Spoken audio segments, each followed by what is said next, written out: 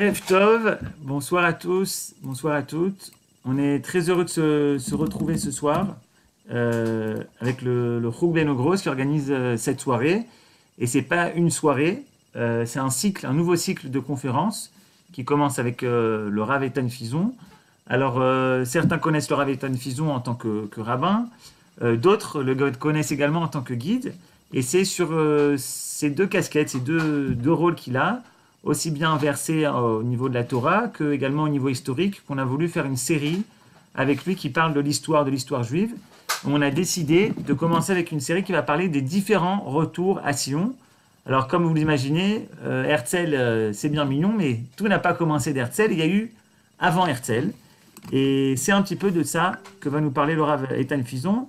On a renommé ce cycle de Vilna à Mamila, voilà, pour trouver un titre attractif, Pas de mal. Vilna à Mamila. Et ce soir, on va parler entre autres du Gaon de Vilna, du Baal Shem Tov, de beaucoup de personnages importants. Merci Rav Eitan d'avoir accepté et Bechavod, c'est à toi. Top. Ben, d'abord, merci au Rouk Benogros, merci à vous de m'avoir fait venir. Alors, j'adore le titre. Le titre, c'est pas moi qui l'ai trouvé, mais il est super. Même si on arrivera dans notre cours à Vilna qu'en deuxième partie du cours. Mais c'est pas très grave. C'est pas très grave. Alors, les amis, évidemment, quand on parle de retour à Sion, quelle plus belle journée qu'aujourd'hui avec l'arrivée à Sion d'un des amoureux de Tzion, l'arrivée de Jonathan Pollard enfin en terre d'Israël. Ça y est, et donc c'est vraiment une belle journée pour le sionisme, une belle journée pour le peuple juif, une belle journée pour l'État d'Israël. Donc ça ne peut être qu'un bon spoiler pour notre étude de ce soir. Alors, je vais vous dire, notre cours, comme on vous l'a présenté, n'est pas un cours de Torah à proprement parler, n'est pas non plus un cours d'histoire à proprement parler. La chance qu'on a quand on parle en hébreu et qu'on utilise des mots qui ne viennent pas de l'hébreu, eh bien, c'est qu'on peut en faire un petit peu ce qu'on veut. Or, le mot histoire, en hébreu, se dit historia, mais comme c'est un mot loasi, eh bien, il n'est pas soumis à des règles d'orthographe. Si bien que dans l'académie, on a l'habitude de dire historia avec un tête, mais le Rav Tzvi Yehuda Kook avait l'habitude d'écrire historia avec un tav. Et en fait, quand il écrivait historia avec un tav, Aleph, Samef, Tav, Reish, Yud, Hey, eh bien, il séparait le mot en deux et ça nous donnait Esther, Ya. En d'autres termes, l'histoire, c'est le moyen que Dieu a de se dévoiler incognito, pour ne pas paragrapher, comment on dit, paraphraser Albert, qui disait que le hasard, c'est le moyen que Dieu a de se dévoiler incognito. Eh bien là, c'est l'histoire. L'histoire, c'est la zira, c'est le terrain de jeu d'Akadosh Baruch Hu pour faire avancer son projet, semble-t-il par des choses naturelles, mais en fait, qui, quand on les regarde un petit peu plus près à la loupe, sont complètement incroyables. Alors allons-y. Quand on parle de retour à Sion, la vérité, c'est que c'est très difficile de donner un point de départ historique. Parce que quel que soit le point de départ historique, il y en a eu d'autres avant. Évidemment, on parle de retour à Sion, mais on pourrait demander, mais retour de quelle époque? Est-ce que la sortie d'Égypte, c'est le retour à Sion? Ben oui, c'est le retour à Sion, mais bon, ça nous fait déjà repartir de trop loin. Alors non, on parle du dernier retour à Sion, donc c'est-à-dire à partir de la destruction de Jérusalem et du Beth Amikdash, le retour à Sion. Oui, mais alors à ce moment-là, c'est quand? Est-ce que lorsqu'on parle du retour à Sion de plusieurs communautés qui vont revenir au 7e siècle lors de l'arrivée des musulmans, est-ce qu'on parle déjà à ce moment-là de Shivat Zion? Est-ce qu'on va parler des mouvements de retour très faibles au 9e siècle? Est-ce qu'on va parler de Rabbi Riel de Paris? Rabbi Riel de Paris, le 13e siècle, 1250 à peu près, qui arrive en Israël, qui va s'installer à Akko. Et vous savez ce qu'il crée là-bas à Akko? C'est pas mal. Il va créer une yeshiva, un Beth Midrash. Vous savez comment il l'appelle? Ha Yeshiva Hagedola mi Paris. La grande yeshiva de Paris à Akko. Nous, pourquoi pas? Alors, est-ce qu'on parle de tout cela? La vérité, On pourrait parler du Ramban, évidemment, qui décide de venir en Israël, lui aussi au XIIIe siècle. On pourrait parler de Rabbi Yehuda Halevi, qui est tellement amoureux d'Eretz Israël qu'il revient. Il a à peine le temps de poser le pied sur la terre d'Israël qu'il va se faire décapiter par un croisé. Quand on parle de retour à Sion, il faut faire la différence entre des retours d'individus qui ont toujours eu lieu avec une mégama, avec une véritable, j'ai envie de dire, phase de l'histoire qui change. Et donc, à partir de ce moment-là, si on veut donner un point de départ, eh bien, c'est un point de départ qui n'est pas seulement dans le peuple juif. Il y a un chamboulement du monde. Le monde entier rentre dans une nouvelle phase. Nous, après coup, eh bien, on saura que cette nouvelle phase, c'est ce qu'on va appeler Ta'alich HaGeoula. Ce nouveau monde commence à la toute fin du XVe siècle. Et oui, vous avez bien compris. Ce nouveau monde commence au moment où on découvre le nouveau monde, c'est-à-dire au moment de 1492. Alors vous allez me dire quoi? Il va nous parler de la découverte de l'Amérique? Non. 1492, c'est effectivement la découverte de l'Amérique, mais c'est également quelque chose d'autre. Et oui, 1992, c'est... Alors pas 40, pourquoi tu as marqué 1942? Erreur de copiage. Ah ben voilà, c'est ça, c'était pour voir si tout le monde suivait. C'est très bien. Donc en 1492, voilà, le 4 et le 9 ont été un tout petit peu inversés, c'est pas très grave. Eh bien, nous avons effectivement le Guérouche Sfarad, l'expulsion des Juifs d'Espagne. Je voudrais que vous compreniez que c'est pas du nombrilisme. Il ne s'agit pas de dire « Oh, il y a l'expulsion des Juifs d'Espagne, tout change ». Non, vraiment, le monde change à ce moment-là. La découverte du nouveau monde va faire que dans les esprits, tout change, à tel point que dans l'historiographie, on va parler du début de la Renaissance. C'est-à-dire que ça y est, les choses évoluent, les choses bougent. Pour ce qui est du peuple juif, Guérouche Sfarad est une maca énorme, évidemment, c'est terrible. Si tu regardes ce qui se passe au niveau des individus, c'est terrible. Mais pour la première fois depuis 1500 ans, 1400 ans pour être exact, eh bien les Juifs commencent à se dire que l'exil doit s'arrêter. Jusqu'à 1492, successivement Babylone, successivement l'Europe, successivement, pour être exact, la France, l'Angleterre, l'Espagne, eh bien, pendant près de 1400 ans, ces terres-là étaient des terres où les Juifs se sont installés, y ont prospéré et en ont créé un idéal. L'âge d'or des Juifs d'Espagne, à partir du XIe siècle jusqu'à la fin du XVe, et les amis, c'est absolument incroyable. C'est en 1942, il y aura aussi des photos du même genre, sauf les vêtements. Zenachon, Zenachon. Bekitsour, donc, il s'agit ici d'un véritable chamboulement. Chamboulement dans les esprits du monde et chamboulement dans les esprits d'Israël. Il est temps de réfléchir à partir. Le XVIe siècle, les amis, va être un siècle charnière pour le projet qui s'appelle Sion. Pendant 1400 ans, l'an prochain à Jérusalem était une phrase mentionnée dans la Haggadah. Pour des petits individus, on a dit, ils vont le concrétiser, mais au niveau du peuple juif, ça ne prenait pas l'apparence d'une possible réalisation. Et le XVIe siècle va tout changer. Encore une fois, Historia, Esther, Ya. Comment expliquez-vous que juste après l'expulsion des Juifs d'Espagne, la terre d'Israël, elle aussi, change de main? Eh oui, 1517, la conquête des Ottomans. L'Empire ottoman va conquérir la terre d'Israël. Comme s'il fallait complètement redistribuer les cartes. Et qu'à cela ne tienne, on redistribue les cartes, pourquoi pas? Et si on mettait, allez, comme ça passerait inaperçu, si on mettait comme premier ministre de l'Empire ottoman un juif, et pas n'importe quel juif, un juif fan de l'idéal d'un retour en terre d'Israël pour son peuple. Vous avez vu de qui je parle? Il s'appelle Don Yosef Nassi. Et oui, son nom laisse à penser qu'il est espagnol parce que sa famille vient de là-bas, parce qu'il a hérité de l'aristocratie espagnole. Don Yosef Nassi, il n'est pas tout seul, évidemment. Don Yosef Nassi est accompagné de sa tante, Donna Grazia Nassi, qui va d'ailleurs avoir beaucoup plus d'influence concrète que lui. Lui, il a l'influence, il peut signer les papiers, mais c'est elle qui porte la culotte. Que les choses soient bien claires. Bon, mais quand tu vois des photos d'elle, c'était une culotte quand même. Bon, voilà. Mais on n'est pas là pour juger, quoi qu'il arrive. Quoi qu'il en soit, Don Yosef Nassi et Donna Grazia Nassi.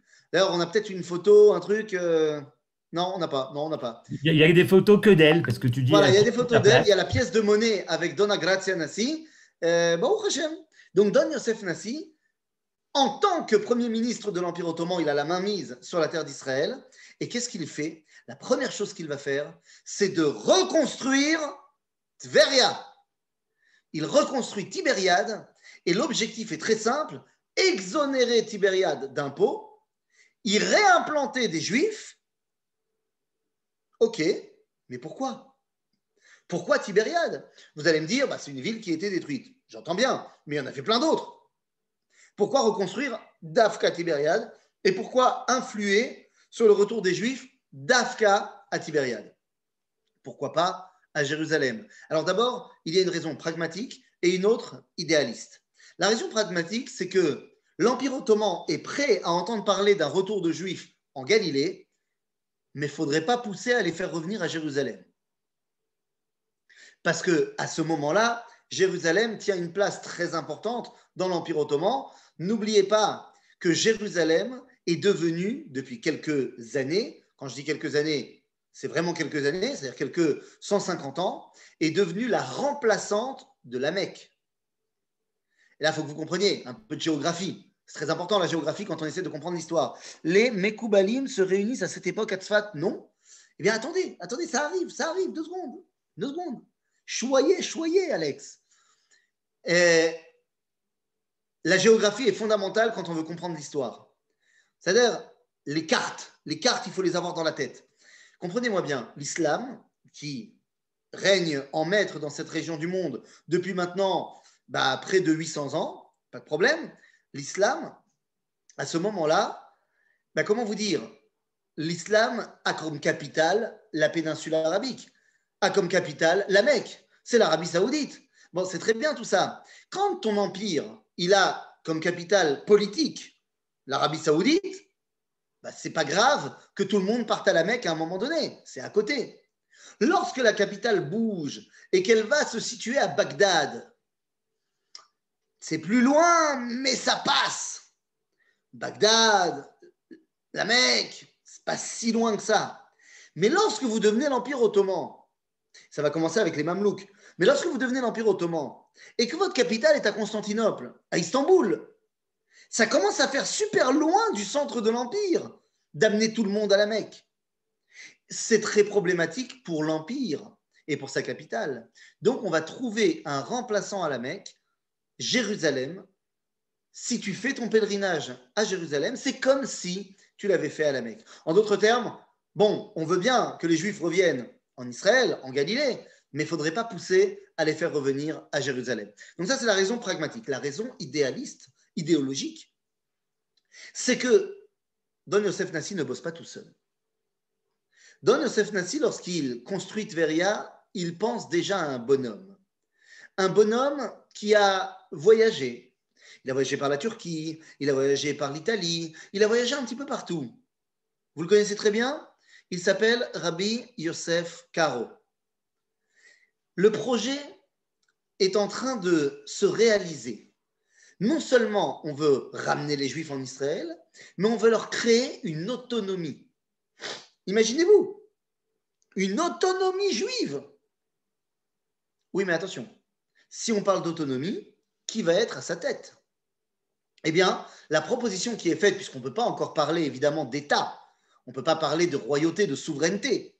Donc, pourquoi ne pas faire la même autonomie qu'il y avait avant de quitter Eretz Israël? La dernière autonomie juive, elle était dirigée par qui? Elle n'était pas dirigée par le roi, évidemment que non, puisque les Romains avaient bien fait en sorte qu'il n'y ait plus de royauté, de souveraineté en Israël, la dernière autonomie juive, elle était sous la direction du Sanhédrin. Comme c'était à l'époque grecque d'ailleurs. Anshe Knesset Hagedola étaient les patrons du peuple juif en Israël, c'est eux qui géraient. Shimon HaTzadik était le Kohen Gadol, mais c'était aussi le Nassi à Sanhédrin, c'est lui qui gérait. Et donc, l'objectif est ici de remettre en place un Sanhédrin, de recréer le Torah Tamishpat avec une autorité pseudo-politique. Celui qui veut être mis en place comme étant le chef du Sanhédrin, c'est Rabbi Yosef Karo. Et voilà, Rabbi Yosef Karo, vous le connaissez très bien. Maintenant, Rabbi Yosef Karo, quand on dit qu'on veut être le chef du Sanhédrin, on a un petit problème, les amis. Je vous fais rentrer 2 secondes dans la halakha, parce que dans la halakha, mes amis, pour être dans le Sanhédrin, je ne parle même pas du Nassi, mais pour être dans le Sanhédrin, il faut être ce qu'on appelle Samour. C'est-à-dire quoi, Samour? Il faut avoir reçu la smicha. Alors la smicha, ce n'est pas une couverture, c'est avoir reçu, on va dire, l'ordonnance rabbinique de quelqu'un qui avait lui-même reçu l'ordonnance rabbinique, de quelqu'un qui l'avait reçu depuis Moshe Rabbeinu. Smicha dans le sens, on déposait les mains sur la tête du prétendant en disant « je te transmets la succession ». Le problème, c'est que la smicha a été annulée par les Byzantins. Il n'y a plus de smicha depuis près de 700 ans. Que faire? Eh bien, qu'à cela ne tienne, le Rambam nous a écrit un texte dans les lois sur le Sanhédrin, dans lequel il nous dit, pas de problème, plus de smicha, on peut la remettre en place. Comment? Eh bien, il suffit de retrouver tous les rabbins d'Israël qui se réunissent ensemble et qui soient prêts à décider d'un de leurs confrères comme étant le patron. Si tous les rabbins d'Israël s'accordent pour dire que 1, 2, c'est le meilleur, alors ça lui confère le statut de Samour. À votre avis, c'est faisable? Je ne sais pas si vous connaissez les Juifs, mais pour que tous les rabbins s'accordent que un d'entre eux, c'est le patron, t'imagines aujourd'hui? Et je ne veux pas savoir de quel rabbin vous pensez. Mais je peux t'assurer que si vous pensez à un Ashkenaz, les Sfaradim ils vont dire non. Si vous pensez à un Sfarad, les Ashkenazim ils vont même pas regarder. Si vous pensez à un Temani, Birlal, les autres ils vont dire c'est pas un juif. Si vous pensez, laisse tomber. Laisse tomber. À l'époque, tous les regards sont tournés vers un homme qui s'appelle Rabbi Yaakov Berav. Rabbi Yaakov Berav, tout le monde dans la Galilée s'accorde pour dire que c'est lui le patron. Et il n'attend pas le résultat de tous les rabbins, il commence à donner la smicha à 5 personnes. Mais en premier, il la donne à un Rabbi Yosef Karo. D'ailleurs, Rabbi Yosef Karo, on a l'habitude de lui donner un titre. Vous connaissez le titre qu'on donne à Rabbi Yosef Karo? Maran. Alors Maran, ça n'a rien à voir avec les gens qui ont caché leur judaïsme au Portugal. Rien à voir. Maran, ça n'a rien à voir avec une bonne blague. Ce n'est pas Maran. Maran, c'est les initiales de Mataim Rabbanim Nismach. Il a été ordonné par 200 rabbins. Ok? Le fait qu'après Rabbi Yosef Karo, on continue à donner le titre Maran, par exemple au Rav Ovadia Yosef, ça n'a rien à voir. C'est un titre de kavod maintenant. C'est plus 200 personnes t'ont ordonné rabbin. En d'autres termes, Rabbi Yosef Karo est presque Samour. Je dis presque parce qu'au final, il y a un rabbin de Jérusalem qui a dit « Moi, je m'oppose à Rabbi Yaakov Berad. Tout ce qu'il a fait, c'est caduc. Ça ne marche pas. » Et résultat des comptes, ça ne marche pas. Mais l'objectif est là. Rabbi Yosef Karo, vous le connaissez pour son Shulchan Aruch. Mais c'est quoi cette œuvre? C'est la volonté du Sanhédrin de trancher la halakha pour le Ham Israël, pour arrêter les machlokot. C'est-à-dire qu'on est à ce moment-là en 1570 et l'objectif est clair. Il est temps de reconstruire une autonomie juive qui va être basée sur le yesod du mishpat. Tov, il y a fait méod, mais ça ne suffit pas. Torah Tamishpat. Est-ce que c'est ça qui a amené Rabbi Yosef Karo à revenir en Eretz Israël? Parce que c'était marqué dans le Shulchan Aruch qui n'existait pas encore, qu'il fallait venir? Non. Il y a en parallèle de l'histoire, de l'historiographie, il y a un fil conducteur qu'on va retrouver dans tous les personnages qui sont venus en Israël et qui ont commencé cette résurrection jusqu'à Vilna pour aller à Mamila. Il y a un fil conducteur qu'on va retrouver chez tout le monde, Torah à Kabbalah. L'enseignement de la Kabbalah, c'est elle qui va ramener le peuple juif en terre d'Israël. Ce n'est pas simplement une belle phrase que je vous dis. D'abord, je pourrais vous dire que c'est marqué tout simplement dans le Sefer HaZohar. Dans le livre du Zohar, nous dit Rabbi Shimon Bar Yochai, et oui, je dis Rabbi Shimon Bar Yochai, et je ne rentre pas dans la marloquette, est-ce que le Zohar, c'est Rabbi Moshe d'Iléon du XIIe siècle? Non, je ne rentre pas là-dedans. Pour moi, le Zohar, c'est Rabbi Shimon. Il est très probable que Rabbi Moshe d'Iléon ait rendu le Zohar public et accessible au XIIe siècle. Mais ça reste Rabbi Shimon. Et Rabbi Shimon Bar Yochai nous dit dans le Zohar, c'est en étudiant ce livre, Sefer HaZohar, que le Ham Israël sortira d'exil Berachamim. En d'autres termes, c'est en étudiant Torah ta Kabbalah que Ham Israël pourra sortir d'exil. On verra à la fin de notre étude, Ad Kama, jusqu'où eh bien, le Zohar avait raison à Botaï. Alors, qu'est-ce qui est en train de se passer? Rabbi Yosef Karo, est-ce qu'il est connu comme étant Mekoubal? Ah, tu dis comme ça, hein? Moi, je serais tenté de te dire comme ça. Mastomeret. Ah oui, c'est vrai que Rabbi Yosef Karo écrit le Bet Yosef, c'est un livre de Halacha. Il écrit le Kesef Mishneh, c'est un livre de Halacha sur le Rambam. Il écrit le Shulchan Aruch, c'est un livre de Halacha. Oui, mais vous avez peut-être oublié le livre qui s'appelle Magid Meisharim. Rabbi Yosef Karo a une chavruta un petit peu particulière, puisque sa chavruta, c'est un ange. Et plus Kabbalah que ça, tu meurs. Et n'oublions pas non plus quel est son voisin de palier. Le voisin de palier de Rabbi Yosef Karo, à Tzfat. Alors pourquoi Tzfat? Je réponds tout de suite à cela. Pourquoi Tzfat et pas la Galilée? Bien parce que finalement, oui, la ville est reconstruite et remise en place dès les années 1565, mais finalement, les Chachamim s'installent à Tzfat et non pas à Tibériade parce qu'ils ont peur qu'il y ait trop d'influence ottomane sur la ville de Tibériade et que finalement, il n'ait pas la main libre parce que comme c'est une nouvelle ville, il y a plein de représentants de l'État qui sont là-bas et donc ils se disent, on n'aura pas la main libre pour faire ce qu'on a envie. Donc, on est à côté de Tibériade, à Tzfat. Tzfat, Tibériade, en une demi-journée d'âne, on y arrive, donc c'est pas loin. Mais on préfère s'installer là-bas dans la montagne plutôt que d'être au bord du lac de Tibériade.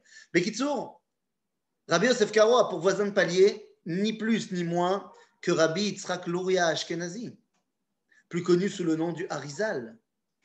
Donc, Kabbalah, Kabbalah, tu m'étonnes. D'ailleurs, c'est à ce moment-là qu'on va commencer à entendre des sons de Géoula. Rabbi Yosef Karo nous dit Et Azamir Igia. Et Azamir Igia. C'est le moment. C'est le moment de quoi? De quoi? De qui? De quand? Eh bien, il a les yeux en face des trous. Et il se rend compte que s'il y a eu changement dans le monde, s'il y a eu l'Empire ottoman, s'il y a eu la possibilité de reconstruire Tibériade, Agave, vous avez compris pourquoi Tibériade? J'ai dit qu'il voulait reconstruire le Sanhédrin. Oui, mais pourquoi? Quel rapport Tibériade-Sanhédrin? Parce que le Sanhédrin de Jérusalem a voyagé à 10 endroits. Et le dernier endroit où il était avant de disparaître, c'était à Tibériade. Donc, de Tibériade, on va refaire Tibériade. Entre parenthèses, vous savez où a eu lieu le Tekes Apticha de la Rabbanout Harashit l'Israël en 1921, lorsque le mandat britannique accepte la requête du Rav Avraham Yitzhak Cohen Cook et du Rav Yaakov Meir de reconstruire de construire le grand rabbinat d'Israël. Le Tekes se fait à Tibériade. Parce que véritablement, l'objectif du grand rabbinat d'Israël est de succéder au Sanhédrin de l'époque. Bekitsour, Torah ta Kabbalah va tout simplement les emmener à comprendre qu'il faut sortir d'exil. Vous allez me dire, Rabbi Yosef Karo, la Harizal sont en Israël. Ils n'ont plus besoin de sortir, ça, ils sont sortis. Nachon, eux, d'Israël, ils vont donner une vision qui va permettre aux autres de se rattacher. J'ai dit, Rabbi Yosef Karo a dit, Et Azamir Igia. On peut le trouver, cette phrase-là, dans l'introduction du Shulchan Aruch. Shulchan Aruch, c'est pourtant un livre de Halacha. Nachon. Mais il explique dans son introduction que pourquoi c'est le moment d'écrire un livre de Halacha qui tranche la halakha pour tout le peuple juif? Parce que nous sommes dans une nouvelle fenêtre qui nous permet de retrouver notre identité. Le Harizal, de son côté, vous savez, le Harizal ne va pas écrire beaucoup de choses. L'écrasante majorité des enseignements du Harizal, ce sont les enseignements de ses élèves. Mais il écrit un petit bouquin qui s'appelle Tzadik Yesod Olam.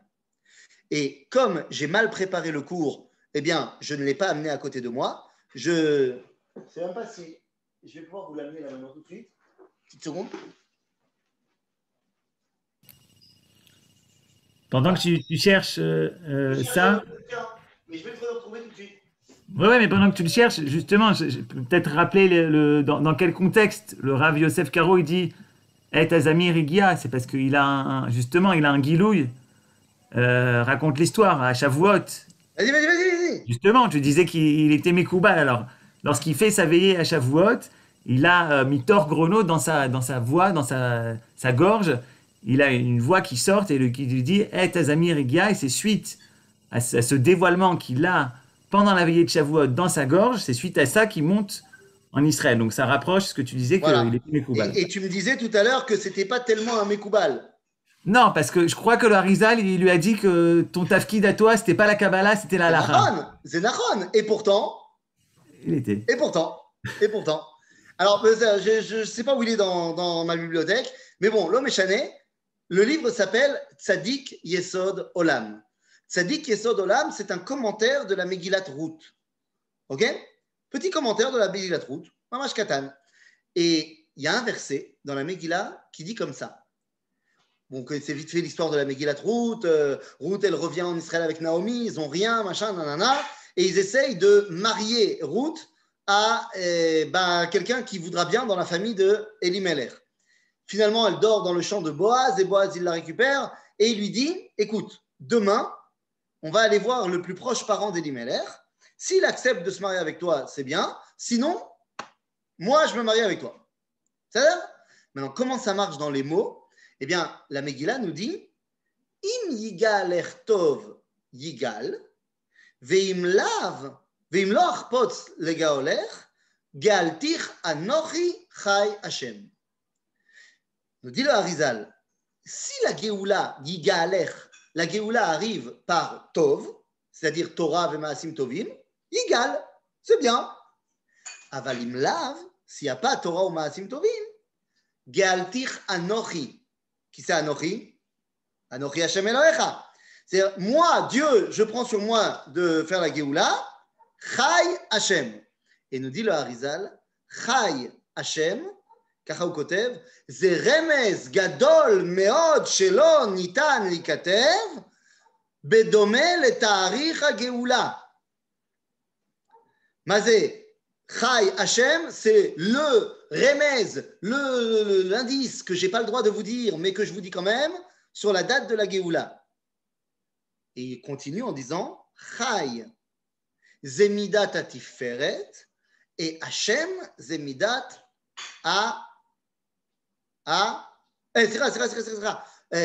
Chai Zemidat Yesod et Hashem Zemidat Tiferet. Nous dit le Harizal Bayesod Sheba Tiferet Ze Géoula. Bon, tu n'as pas très bien compris à l'époque du Harizal. Nous, on sait que le 5 du mois de Iyar, qui sera le jour de la Géoula des années plus tard, c'est Yesod Sheba Tiferet. Vous savez, dans le décompte du Homer, eh bien, d'après la Kabbalah, eh bien, chaque jour correspond à un dévoilement des sphirotes de la Kabbalah. Et donc, le jour du 5 Iyar, ça s'appelle Yesod Sheba Tiferet. Le Harizal te dit, près de 400 ans avant la création de l'État d'Israël, que cette dernière aura lieu le 5 du mois de Iyar. Il ne nous donne pas l'année. Ça, on va laisser ça à d'autres. On y viendra plus tard dans notre étude. Bekitsour, donc vous comprenez que le Hari et Rabbi Yosef Karo, même combat, on est en train de mettre en place les premières bases. Mais ça ne suffit pas qu'il y ait seulement des géants qui se réveillent. Il faut faire prendre conscience aux gens, à vous, à moi, de se réveiller. C'est pour ça qu'il y a un collègue des deux qui se dit, et si je leur écrivais une chanson, hein, ça pourrait être bien. Parce que vous, les rabbins, vous faites des livrets Torah, vous écrivez des livres. Bon, les livres, personne ne les lit, hein. Mais une chanson, qu'est-ce qui a plus de chances d'être chanté par tout le peuple juif? C'est plus une chanson qu'un grand livre. Donc moi, je ne suis pas un grand écrivain, je vais écrire un piyut. Vous le connaissez tous, ce piyut. Il vient de Rabbi Shlomo Alkabetz. Évidemment, vous voyez de quoi je parle, les Chadodi, bien sûr. Alors vous avez ici le texte, ou pas? Voilà, de les Chadodi. Donc évidemment, je ne vais pas vous faire l'affront, vous la connaissez évidemment. Les Chadodi, l'Ikrat Kala, Pen Shabbat, Nekabela, il s'agit du rapport entre Am Israël et Akadosh Baruch Hu, de la Géoula. Prenons le 3e paragraphe. Mikdash Melech, Ir Melucha. On parle de Jérusalem. Koumi, tsei mitocha afecha. Tsei, sors de ta torpeur. Rav lach shevet be'emek abacha. Ça y est, ça suffit de t'asseoir dans la vallée des pleurs. Tu sais, de s'asseoir en disant, il va, on est en exil. Alors fais quelque chose. T'as compris? Itnahari, mais afar. Secoue la poussière de l'exil. Koumi. Koumi, de qui on parle? On parle ici à la Shrina. On parle à la Shrina et à la terre d'Israël. Lifshi bigdei tifarter.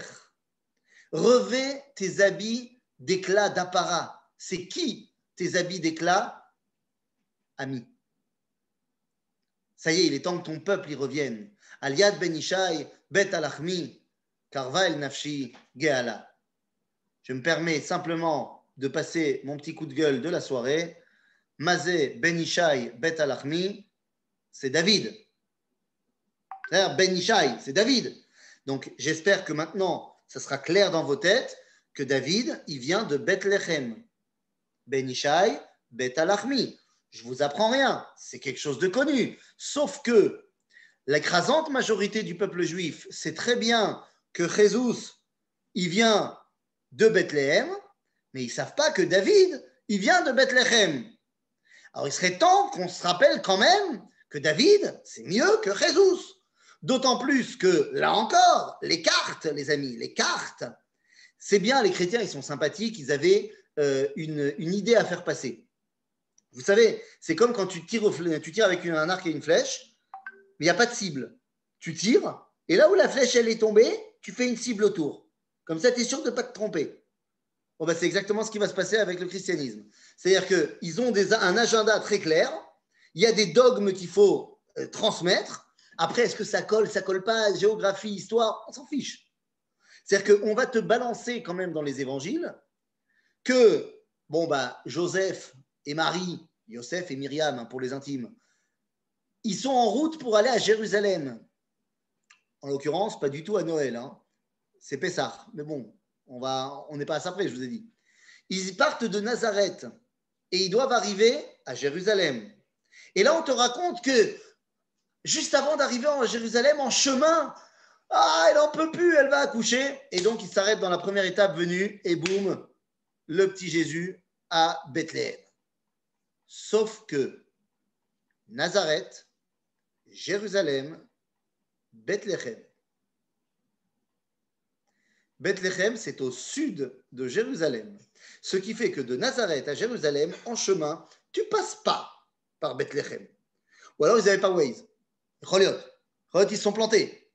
Non, c'est juste que En Malasot, il doit naître à Bethléem, puisqu'il est censé représenter dans la théologie chrétienne le successeur de David, le Mashiach, tout ça, machin. Donc il doit naître à Bethléem parce que David vient de Bethléem. Bekitsour, on n'est pas là pour faire un cours de catéchisme. Bekitsour, David ben Ishai bet Alachmi. C'est-à-dire que vous comprenez que le Lechadodi est là pour rentrer dans la tête du Ham Israël, qu'il est temps de l'Itorer. Itoreri, kumi ori kivawer. Bekitsour, il est temps de se réveiller. Une fois que les rabbins de Tzfat ont parlé, eh bien, ça va commencer à rentrer.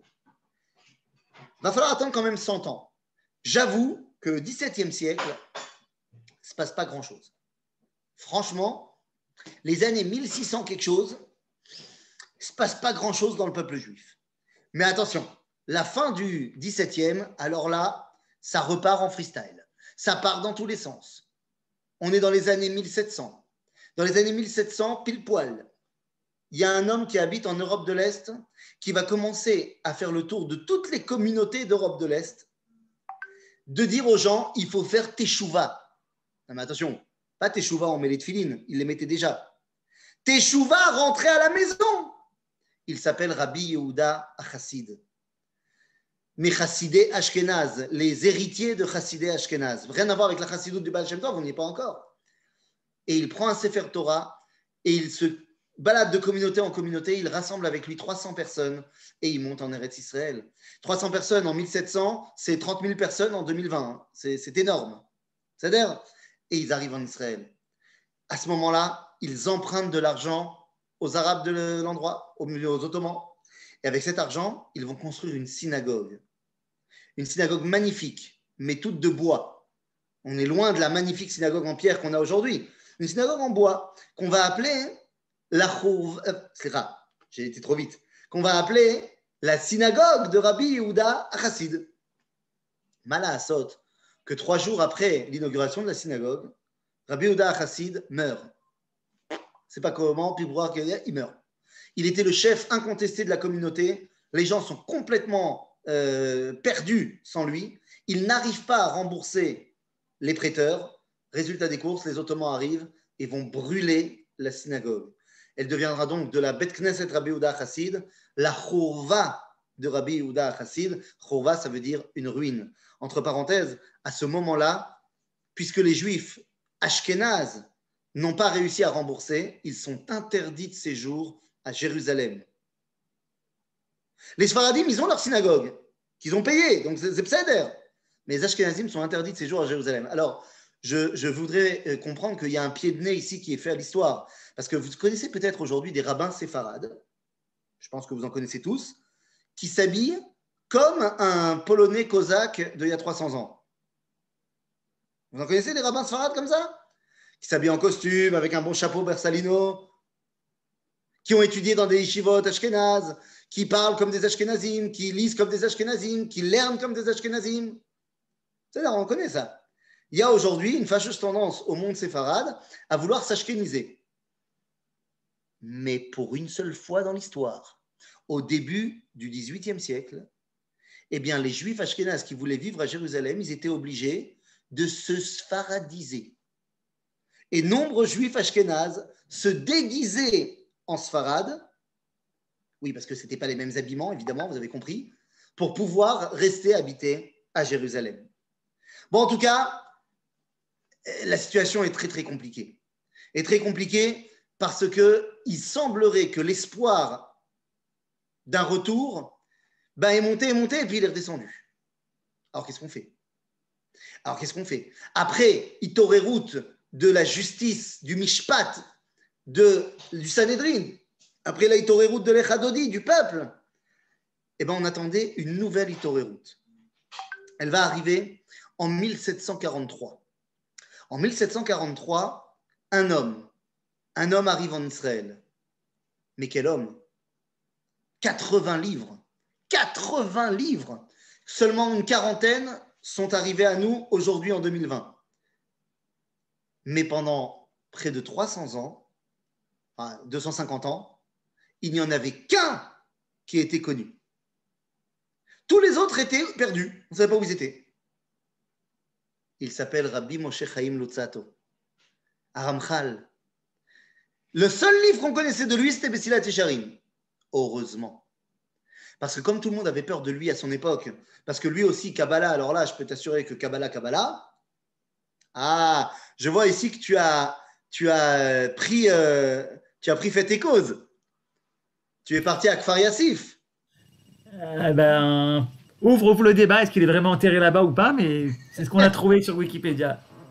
Il y a 2 tombes présumées pour le Ramchal. Est-ce qu'il est enterré à Kfar Yassif, à côté de Akko, où il a vécu, ça, il n'y a aucun doute, ou est-ce qu'il est enterré à Tibériade, à côté de Rabbi Akiva? C'est un débat qui n'est toujours pas tranché. C'est-à-dire, donc il y a 2 Ramchal, il y a Ramchal Aleph et Ramchal Bet, c'est comme Shmuel Aleph, Shmuel Bet. Donc tu peux aller et là, si ça peut amener du tourisme, la malo. C'est-à-dire, Quoi qu'il en soit, le Ramchal, c'est Torah Moussar. Il manque la résurrection morale du peuple juif. Ça ne suffisait pas Torah Din, ça ne suffisait pas un réveil du peuple, il fallait également le réveil moral. Mais bon, on ne va pas s'arrêter là, hein? Ben non, parce que 2 ans avant le Ramchal, il y a quelqu'un qui est arrivé. 2 ans avant le Ramchal, il y a quelqu'un qui est arrivé à Jérusalem, mais il se la joue tout petit. Ce n'est qu'après qu'il va devenir waouh. Il s'appelle Rabbi Chaim Ben Attar, Aor Chaim Akadosh. 1741, il arrive à Jérusalem. Aor Chaim Akadosh, bon, je ne vais pas vous faire tout le résumé de sa pensée en 2 secondes, mais Aor Chaim, il dit une chose incroyable. Il pose une question. Dans la parashat Bechukotai, dans son commentaire de la parashat Bechukotai, il dit la chose suivante. Il dit, comment ça se fait que le peuple juif mérite la Géoula? Et il parle de son époque. Comment ça se fait qu'on mérite de pouvoir rentrer en Israël, la Géoula, tout ça? Il dit, a priori, on n'est pas au top. Il dit, non, vous n'avez pas compris. Si après 1700 ans d'exil, il y a toujours des Juifs à Géouler, c'est-à-dire qu'après 1700 ans d'exil, ils n'ont pas abandonné leur identité, ils sont toujours Juifs, pratiquants, pas pratiquants, ça ne m'intéresse pas. Il n'y a pas de plus grand mérite que celui-là. Le fait que pendant 1700 ans, malgré l'exil, on a gardé notre identité de juif, c'est le mérite le plus important qui puisse être. Aor Chaim Akadosh, il va ramener la dimension de srout éternel du peuple d'Israël à revenir en Eretz Israël. Bon, mais tout ça, c'est bien beau, mais il ne s'agit que d'individus. Des géants, mais des individus. Il faut que les choses bougent pour que ça puisse prendre un nouvel essor au niveau collectif. Et bien, comme je vous ai dit, Historia, Esteria, le monde va bouger. On est à la fin du XVIIIe siècle. 1798. 1798, le bonhomme, Kvod Arav, vous allez trop vite? Je vais trop vite ou je vais trop vite? Alors dites-moi où il faut que je ralentisse. Où vous m'avez perdu? Dites-moi, si vous voulez que je revienne sur quelque chose, dites-le moi. En attendant, j'avance. Evelyne, question? Je ne sais pas, on m'a dit que j'allais trop vite. Mais Enregistré, mais bon, s'il y a des questions, vous pouvez ouvrir vos micros. Il n'y a aucun problème. Si voilà. Vous avez des questions, posez-les. On essaiera d'y répondre autant que possible. Bekitsour, en 1798, un nouveau tournant dans l'histoire du monde. Un petit bonhomme d'1,55 m est parti à la conquête de l'Est. Bon, à la base, c'est une opération purement scientifique. Quoi? D'où viennaise? Je ne sais pas ce que veut dire d'où viennaise. Désolé. Il y a un petit bonhomme d'1,55 m qui part à la conquête de l'Est. Vous le connaissez, il s'appelle... Eh oui, Bonaparte. Il s'appelle Napoléon. Nahon. Napoléon arrive à l'Est. Bon, il va faire la campagne de l'Égypte. Et 1 an plus tard, d'où viennent les rabbins? Ah, j'ai compris la question. D'où viennent les rabbins? Alors, vous avez raison de me la poser. J'aurais dû le dire. Je l'ai oublié. C'est ma faute. Merci de m'avoir posé la question. Donc, on a parlé de Rabbi Yosef Karo. On a dit, Rabbi Yosef Karo, lui, vient d'Espagne. Il a transité ensuite par d'autres pays d'Europe, la Turquie et Eretz Israël. On a parlé du Arizal. Lui, il naît en Israël. Il va partir un temps en Égypte et il revient en Eretz Israël. On a parlé de Rabbi Yehuda Achassid. Lui, on a dit, il vient d'Europe de l'Est et il arrive en Eretz Israël. On a parlé du Ramchal. Rabbi Moshe Chaim Luzzatto, lui, il vient d'Italie et ensuite il passera par Amsterdam et ensuite il arrivera en Eretz Israël. Et on a parlé là maintenant du Roi Chaim Akadosh qui vient du Maroc. Et du Maroc, il arrivera en Eretz Israël. Alors, il vient de Salé. Il vient de Salé. Ceux qui sont de Salé, ils sont très heureux qu'il est né à Salé. Et on peut aussi rajouter que le Or HaChaim ne va pas passer 1 an complet en Israël. Il va mourir dans sa première année et il est enterré au Har HaZetim. Nachon, exactement. Bonaparte, ici on nous dit Bonaparte, Chelek Tov. Eh bien oui, évidemment, Chelek Tov, mais ça vous savez, c'était la fameuse phrase donné par le premier grand rabbin de France. Le premier grand rabbin de France, lorsque Napoléon va créer le consistoire et va créer le grand Sanhédrin de Paris, il va créer donc le grand rabbinat de France. Le premier grand rabbin de France s'appelle le Rav Zitzheim, si je ne me trompe pas, ou Ditzheim, un truc dans le style. Et il va dire une phrase très importante. Il dit qu'il est kartov natati lachem vetorati alta azovu. Il dit n'oubliez pas que omnam, certes, qu'il est kartov natati lachem, mais le kartov c'est Bonaparte, une bonne part. Alors, certes, je vous ai donné un lekartov, aval torati, ma Torah, ne l'abandonnez pas. C'est-à-dire, malheureusement, les paroles du Rav Ditzheim n'ont pas été véritablement respectées, car depuis que Napoléon a donné la citoyenneté aux Juifs de France, eh bien, l'assimilation a grimpé en flèche. Bekitsour, Napoléon, en 1799, monte vers Israël. Il va faire un massacre à Yafo, et il monte. Et en fait, il veut faire tout le tour du bassin méditerranéen, c'est ça l'objectif, et il arrive à Akko. Il y a une légende, personne ne sait si c'est vrai, si c'est pas vrai. Oui, tout à fait. Rabbi Zitzheim, voilà, oui, à côté de Strasbourg. De toute façon, avec un nom comme ça, il venait pas de Marseille, je peux t'assurer. Bekitsour, le cimetière de Kfar Yassif est dans un état déplorable. Il faudrait que quelqu'un prenne sur lui de s'en occuper.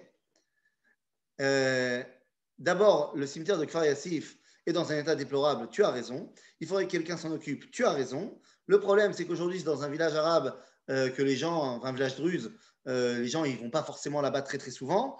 Et d'autre part, moi je pense plus que le Ramchal est enterré à Tveria qu'à Kfar Yassif.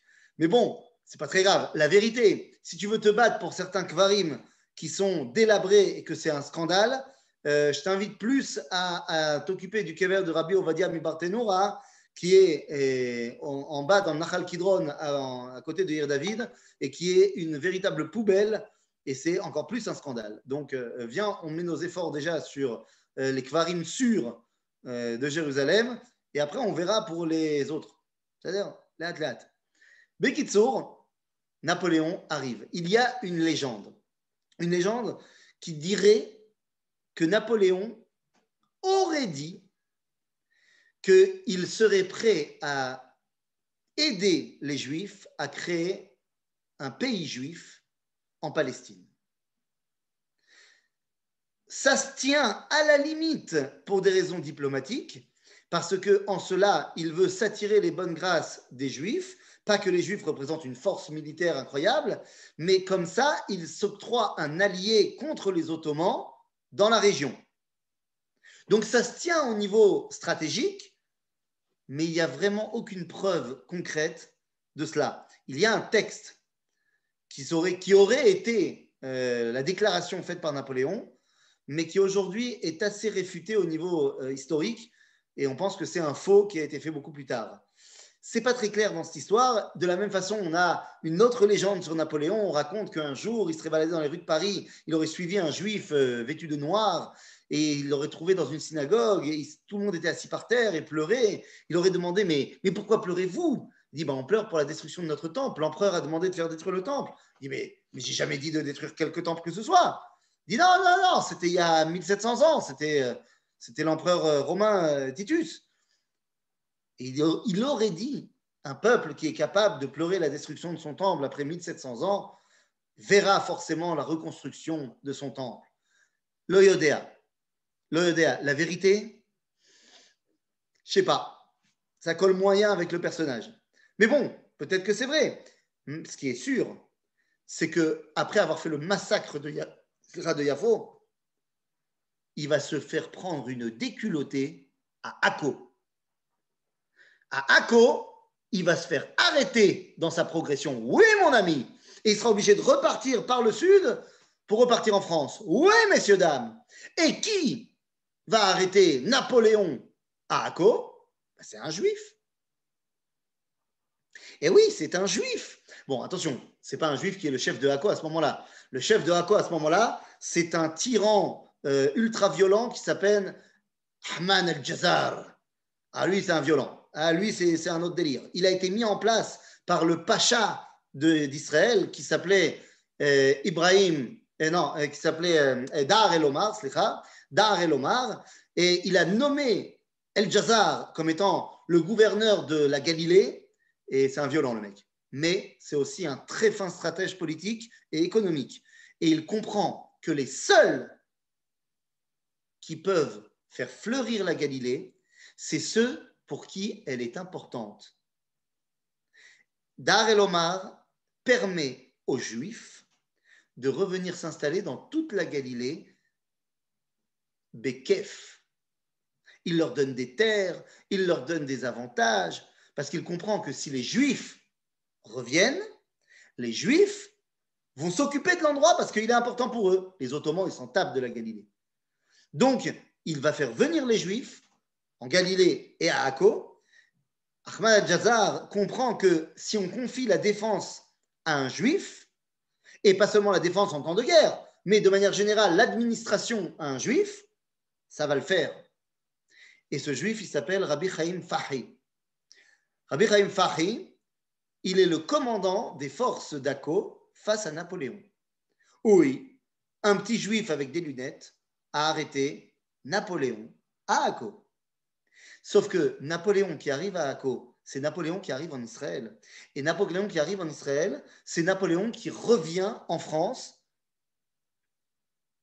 C'est Napoléon qui revient en France en racontant sa campagne de l'Égypte et en rappelant à la vieille dame, c'est-à-dire à l'Europe, qu'il y a un truc qui s'appelle la Terre Sainte. Parce qu'il faut que vous compreniez que depuis la troisième croisade, tout le monde avait oublié ce qui se passait en Eretz Israël. En Europe, à partir du XIIIe siècle, Eretz Israël, zélo laïnian. Résultat des courses, Napoléon qui revient et qui raconte qu'il était en Terre Sainte, tout d'un coup, tous les pays d'Europe commencent à la Terre Sainte, la Terre Sainte, la Terre Sainte, la Terre Sainte, et boum, dès le 19e siècle, on va commencer à racheter de la part de tous les pays européens des territoires en Terre Sainte. Exactement, c'est ce que je viens de dire. Nachon, tout à fait. Merci Nadine. Bekitsour, résultat des courses, eh bien, les communautés non juives européennes, les royaumes européens, les pays européens se réintéressent à Israël. Entre parenthèses, vous le savez très bien, ceux qui habitent à Tel Aviv peut-être ont une vision un peu moins évidente de cela, mais quand tu te balades dans Jérusalem, tu as un quartier qui s'appelle le quartier allemand, le quartier français, le quartier chrétien, le quartier grec, le quartier arménien, le quartier. Toutes les puissances européennes ont acheté des territoires, Migrash Aroussim, Givat Sarfatit, Amoshava Germanite, Amoshava Yevanite. Ils ont tous acheté des territoires à Jérusalem. Mais vous comprenez bien que si maintenant les pays se réveillent à Jérusalem, les Juifs s'en réveillent également. Et c'est ce qui nous amène à nos deux personnages. À nos deux personnages. Ethan, oui, je te coupe parce qu'il reste que 5 minutes. Ben oui, c'est pareil pour moi. Voilà. Non, vous savez que c'est pour toi surtout. Nous, on pourrait continuer encore un quart d'heure, mais toi, tu as autre chose. Et voilà, Nadine, elle nous a dit ça parce qu'en fait, elle est guide et elle habitait à Akko pendant longtemps. C'est pour ça qu'elle voulait bien préciser Rabbi Chaim tout à fait. Fahi. Ah, mais je ne savais pas que c'était toi, c'était cette Nadine-là. Ah, Voilà. Avec plaisir, Nadine. Donc 5 minutes. Là, on vient de parler de Akko pendant 2 secondes, mais vous savez que Akko, c'est un endroit où on peut aller visiter pendant au moins 2-3 jours, se balader à Akko. Petite auberge sympathique quand le corona sera terminé. Petite auberge sympa, des petits hôtels et tout sympatoche. Et il y a de quoi faire. Il y a de quoi faire. Le seul problème qu'on a avec Akko, c'est qu'il y a plein de choses à faire, mais la majorité des choses à faire, c'est de parler de gens qui n'étaient pas super sympas avec nous. Mais bon, hein, on va pas s'arrêter à ça. Hein. Il n'empêche que la salle des Templiers, elle est quand même sacrément jolie. Le souterrain des Templiers, la salle des Hospitaliers, c'est quand même sympathique à aller voir. Donc, quoi qu'il en soit, Akko. Mais les amis, ce réveil va arriver également dans le peuple juif et on va avoir 2 hommes. 2 hommes qui sont l'un en Ukraine, l'autre en Lituanie, qui sont évidemment, comme on a dit, dans notre fil conducteur, les maîtres de la Kabbalah, qui se réveillent tout simplement à revenir n'est pas en cause de les frères. Oui, c'est vrai, tu as raison, mais bon, on ne va pas rentrer dans tous les détails.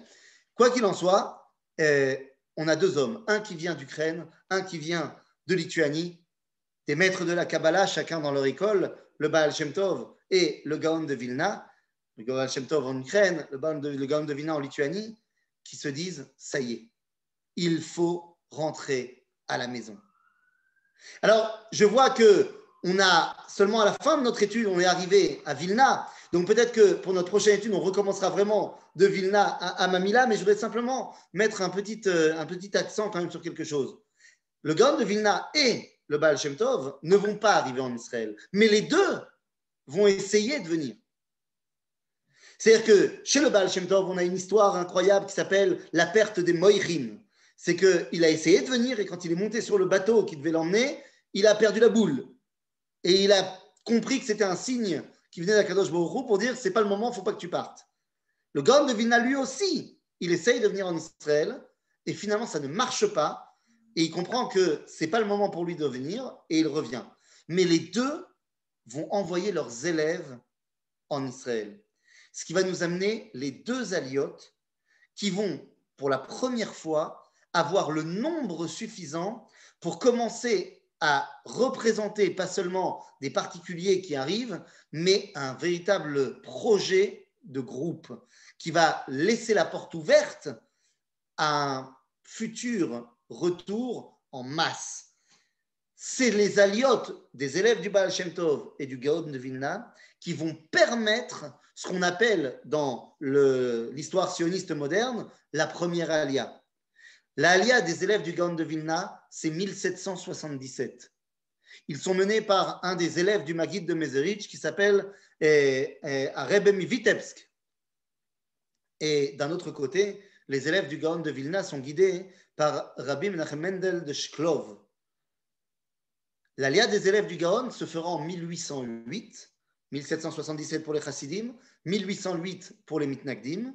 Et pour terminer, en conclusion et en spoiler de la prochaine fois, évidemment, vous savez ce qu'on dit. Un juif qui vient en Israël, un juif qui arrive dans une ville déserte, il construit une synagogue, mais une où il va prier et une où il ne va pas prier. Bon, comme si ça ne suffisait pas, évidemment, il va y avoir deux énormes synagogues qui vont pousser dans la vieille ville de Jérusalem. L'une s'appelle la rénovation de la Chourvat Rabbi Yehuda Chassid, et on en reparlera dans notre prochaine intervention, on commencera par là. Et l'autre s'appelle la synagogue de Tiferet Israël, qui est la synagogue des Chassidim. Elles sont à, 200 mètres l'une de l'autre, à plus ou moins 300 mètres. Quoi, Johan? T'es gentil, t'es très gentil, hein, c'est 70 mètres à tout casser. 70 mètres, nous, yallah, c'est à cause des escaliers. Bon, au milieu, tu as la synagogue des Karaïtes. Bon, c'est pour faire la différence. Mais Kitsour, ces deux synagogues vont représenter la résurrection du Yishuv, pas seulement Ashkenaz, mais du Yishuv vraiment fort à Jérusalem, qui vont ouvrir la porte à ce qu'on va appeler la première alia. Vous aurez donc compris que le fil conducteur de ce qui va permettre un retour, cette fois de masse, du peuple juif en terre d'Israël, ce sont les maîtres de la Kabbalah qui ont senti que le moment était arrivé. J'ai dit que le Harizal nous avait donné la date de la Géoula en termes de jour, le 5 du mois de Iyar. Le Gaon de Vilna nous donnera la date de l'année, et je vous le donne en 1000. Non, ça on verra la prochaine fois. Alors on se retrouve la prochaine fois pour la suite des aventures du retour en Israël.